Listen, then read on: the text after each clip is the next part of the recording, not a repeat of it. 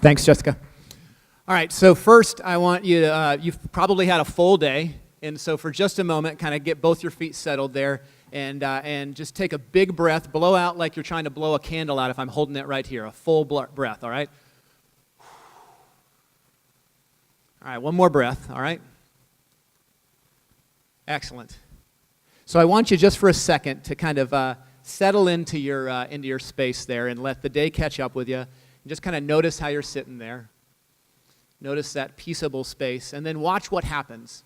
As I mentioned some things that are going on, like right now, you have a colleague sending you an email about a deadline at 9 o'clock tonight. And then, oh crap, you got to get the dog food before you get home. And then while you're driving, you're probably going to hear some newscast about the political campaign. And yeah, you notice how it's all changing, right? So we have a number of things that are happening in our life, but we don't always notice what it is that's going on. And so this place where we begin in a place of kind of being busy and overwhelmed, we grow accustomed to that. And without knowing it, we burn out of the very energy that got us into the work that we're doing, the important work that you love, the vitality and the compassion that gets you into this work. And the thing is, you're not the only person. I'm not the only person in that situation. There's a swarm of folks in this situation. There's media that's driving at us all these clicks, all these yeses, and that are kind of manipulating our endorphins. There's a number of ways that this is showing up as stress in the workplace. This is leading to a place where we kind of want to just be out of our jobs. So if you ever go into the grocery store or the market and ask somebody, how's your day going, what's the first thing they say? Oh, I've got about 4 more hours till I'm off. You know how it is. And this leads to a place of unproductivity. And this is a pretty big problem. I'm Troy Bronsink, the founder and director of the Hive, a center for contemplation, art, and action in Northside. And we basically get folks together amidst all of that swarm of busyness to slow down, to pay attention to their lives, and in these small groups of 6 to 8 weeks to develop a mindfulness capacity. Mindfulness is a word that's thrown out a lot around here these days. In the last 15 years, there's been a lot of work from neuroscience that would say just a practice like we did for 20 to 30 minutes a day over the course of a couple months will actually change your neural pathways. It'll change the way that you engage problems and gives you the opportunity to kind of sit back and engage them with creativity. It gives you the opportunity to collaborate with other folks instead of being at this kind of collision course between all of our different zero-sum games. We've also learned that it's not just that mindfulness changes us, but that in community we're able to develop those kind of practices in a deeper way. And Fortune magazine last year said that this is a $1 billion industry in 2015 that's even still growing. So in a sense, the way we do that is we're like a CrossFit for mindfulness. Not that kind of CrossFit for mindfulness. But we have a number of different weekly classes, folks that come in for art journaling or contemplation classes or yoga. And then we have monthly events like the one we just hosted last week with Peter Block of Economics of Compassion and Tim Sorens from SOCAP and Sadell from Mortar around mindful enterprise. And then we match that with coaching, one-on-one coaching for folks that want to go deeper into that kind of work.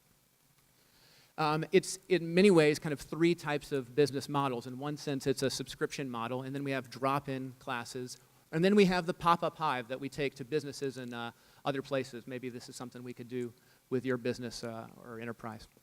There's a lot of folks that are in this sector, but the folks, what we do uniquely is we're pretty inclusive, and folks come from a variety of different traditions, and we give folks the 6 to 8 weeks to really deepen that sense of safe relationship to deepen their practice. And then we give them opportunities to change lanes and get into other practices that you might not find at just one of these other competitors.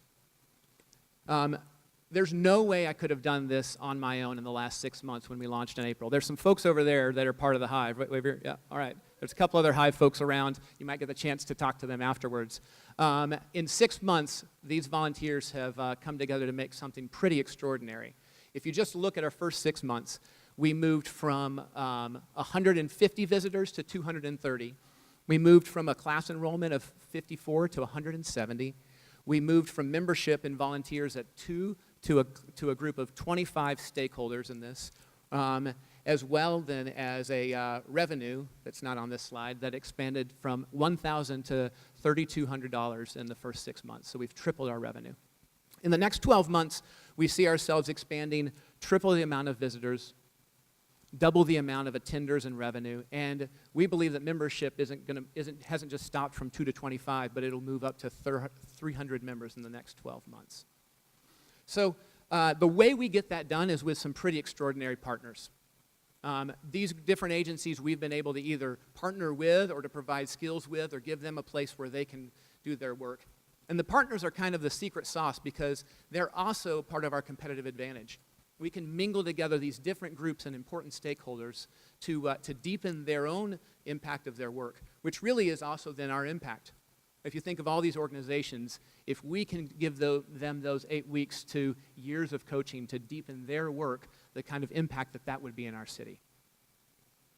So there's a lot of you that are here to learn about social impact, and some of you, I think, are here to invest.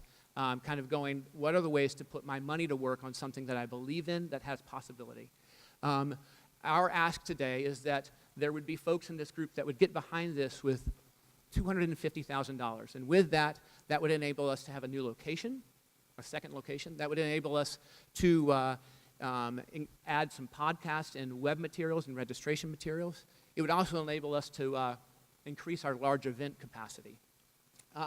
In the return on that investment, we believe in the next 4 years, that would have a 140% return, that it would impact 3,000 people in this city and another 100 businesses. Imagine that kind of impact.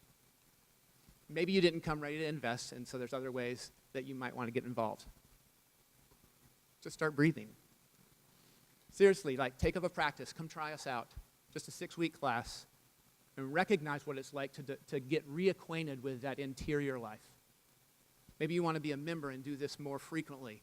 Maybe you want to volunteer to help host or volunteer to help develop some of our materials. Maybe you want to donate a membership. Some folks have been asking, is this only for folks that can afford it? So maybe you want to buy a membership for yourself and donate it for somebody else. Maybe we could bring the pop-up Hive to your location. It's a real gift to be with y'all. This last 8 weeks has been amazing. You're going to hear from some other great folks. But most of all, I just want to thank you for the opportunity to share a little bit about our space and what we do, and invite you to talk to me a little bit more afterwards. Thanks.